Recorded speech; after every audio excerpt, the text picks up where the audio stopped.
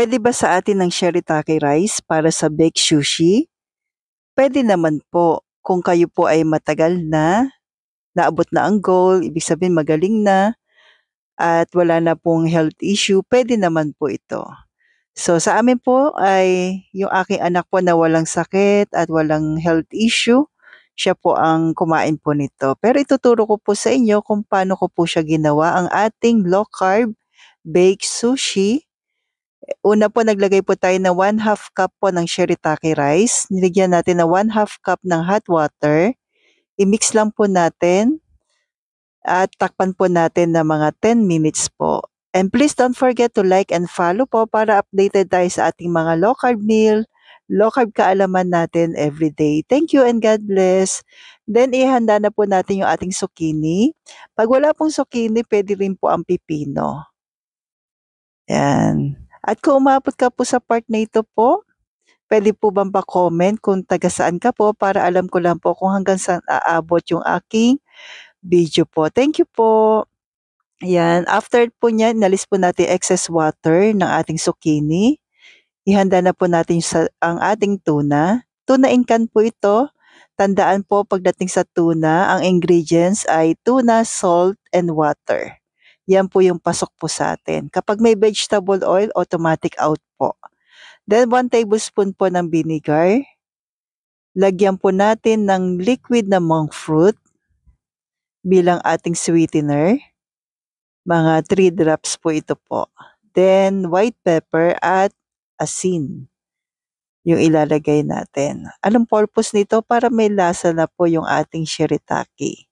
At kapag nilagyan na rin natin ng tuna, iwas lansa po. So yan, ihahalo po natin sa ating shirataki rice. Yan, then imimix.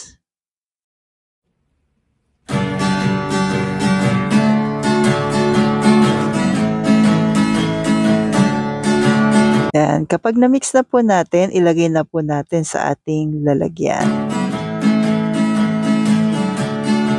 Sa tindahan, low carb essentials ay kumpletong matatagpuan. Katulong mo sa pag-ayos ng iyong kalusugan. Marami kang pagpipilian sa Jetter's Tindahan.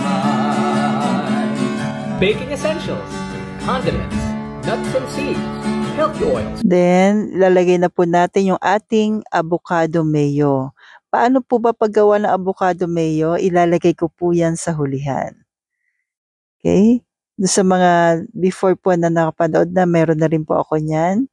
Pero ito po, ilalagay ko po sa hulihan. Avocado mayo, then tuna. Lagyan nyo na lang din po ng asin at paminta yung ating tuna para may konting lasa din po. Then, naglagay po tayo ng low carb mayo at cheese sa ibabaw. Ibe-bake po natin ito sa air fryer ng 160 Celsius. Yan, nilagyan ko lang din po ng nori sa ibabaw po. Yan. Para konting design. So, may ganun. Then, bake na po natin ng 160 Celsius po in 10 minutes sa air fryer. Ito na po yung ating avocado mayo. 2 pieces na boiled egg. 1 piece po ng avocado. Boiled egg po ito po, naluto na po siya. Then, yung ating avocado. Lagay natin sa ating blender.